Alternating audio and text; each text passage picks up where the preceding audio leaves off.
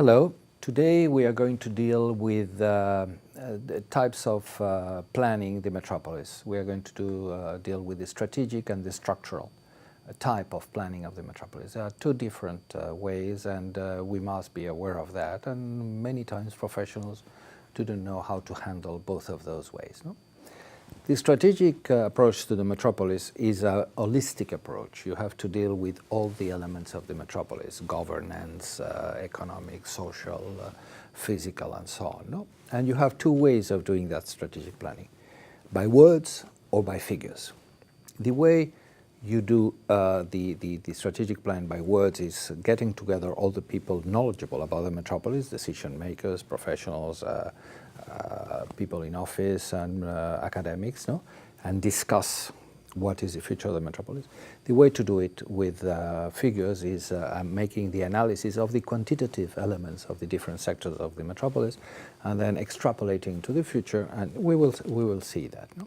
But what we must be very much aware, and we have seen in previous presentations, is that the metropolis is not run like a city. It's a completely different set of system. In a city you have a hierarchical structure of government, and there is a bottom-up, top-down dialogue. In the metropolis now, it's a peer dialogue among the different agents, ministries, municipalities, the different institutions that deal with the metropolis. No?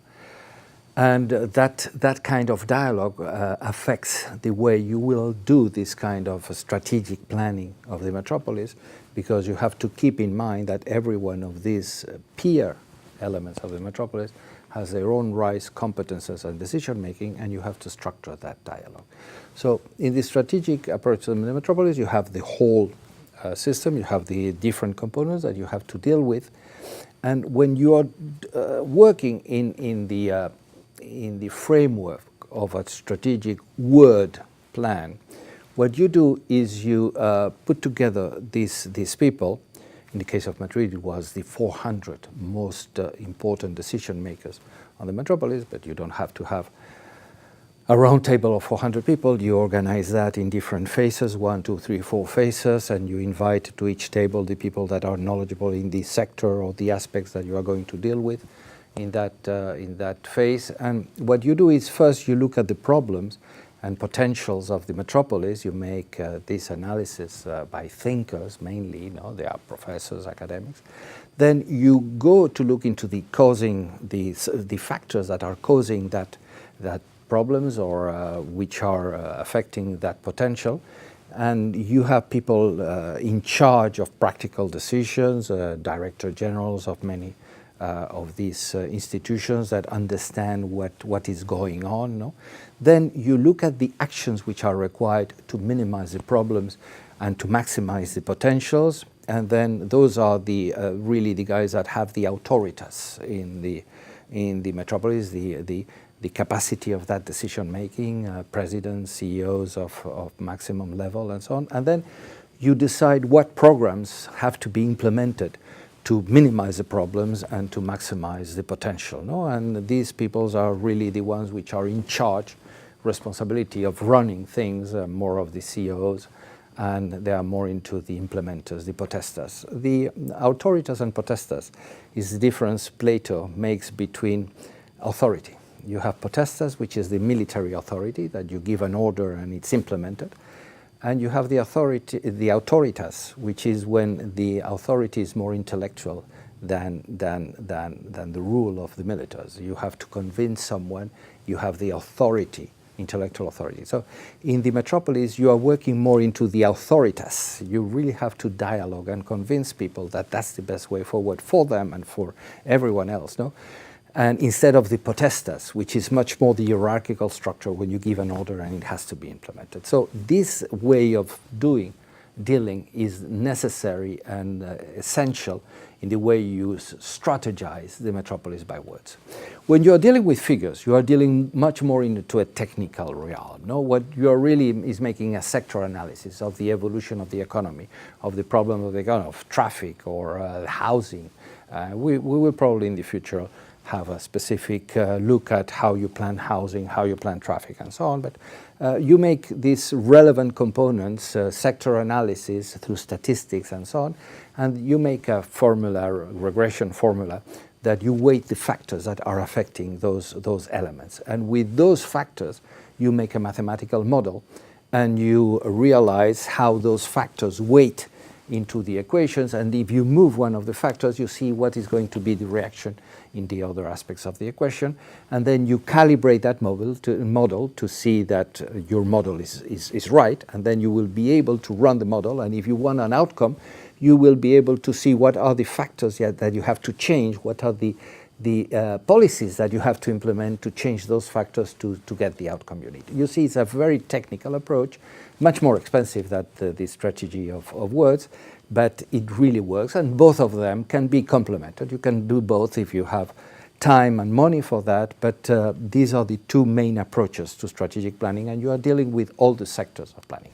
When you are dealing with structural planning, we are dealing with the sector of the physical environment. You are only dealing with the aspects that are tangible aspects of the metropolis. You are dealing with the environment, the transport, the housing, the industries, and so on. You are dealing with the land and how you deal with that. No? And in that way, you must be extremely aware of the scale dialogue between the metropolitan dialogue, the urban design dialogue, and even beyond that, the national dialogue that we talked about previously, seeing the difficulty of that national dialogue when the metropolis are extremely powerful element of that nation. But when you do this structural planning of the metropolis, you have mainly to build up the vision of the metropolis and how you deal with that vision.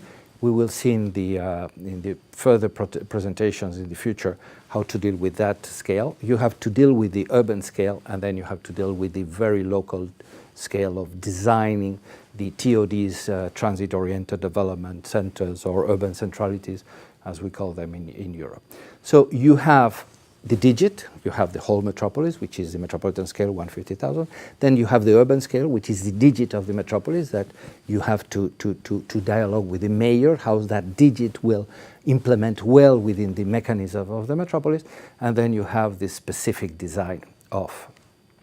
When you're dealing with a metropolitan scale, and we are talking about structural plans, no, you must have a diagrammatic approach. You should not be too specific, because that specificity belongs to the municipal scale. You must be specific in a policy. You need to make an airport, it has to be somewhere, and so on.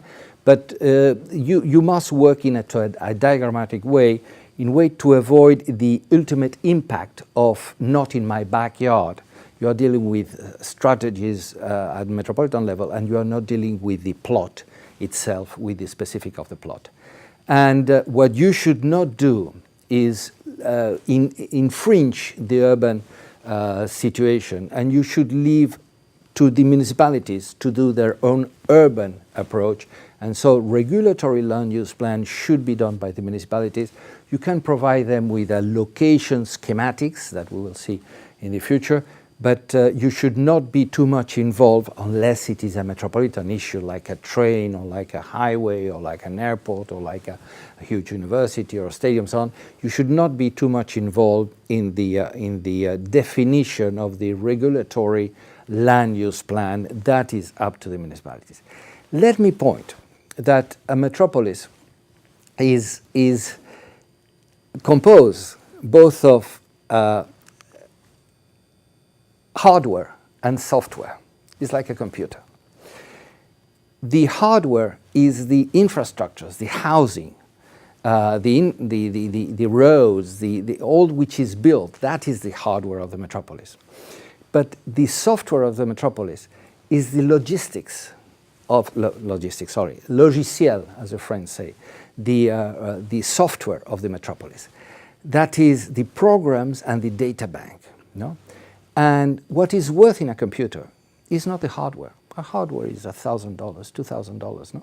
What is worth it in a computer is the software of the computer, is the programs, and is the data bank that you are working out to have the outcome that you need in your profession or whatever it's your activity. The data bank is the knowledge we all have. We saw that in the social component. The data bank is the human resources, is the accumulation of knowledge that we all members of that metropolis know. No? And the programs to run that knowledge is the social resources, is the collective intelligence we saw again in the previous presentations. No? And it is essential to understand that which is valuable in a metropolis is not the hardware, is the software, is us, the population, with our human resources and our social resources, with our collective intelligence. And let me put some example. You destroy a metropolis, bombing Germany after Second World War, Germany was destroyed. You destroy the hardware, but the software is there. The Germans are there, they know how to work together. And 10 years later, they are again ahead of the rest of Europe, because they have the software.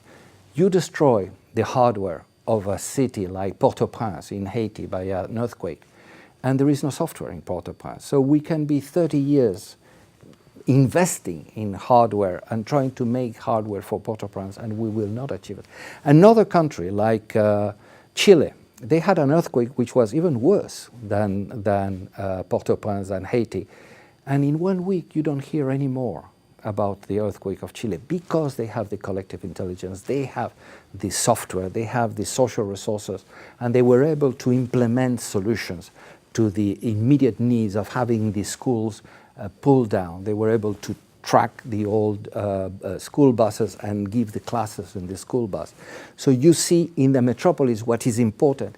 It's not the hardware that we are building through the structural plans, but it's the software, how we work together. It's the brain of the metropolis, not the body, which is the finance, the construction, and the infrastructures. It's the brain which are the collective intelligence of all of us. Thank you very much. Next time we will see the directionalities and the chess mechanisms of the metropolis, and you can download this presentation, the slides from the links which are on the slide. Thank you very much.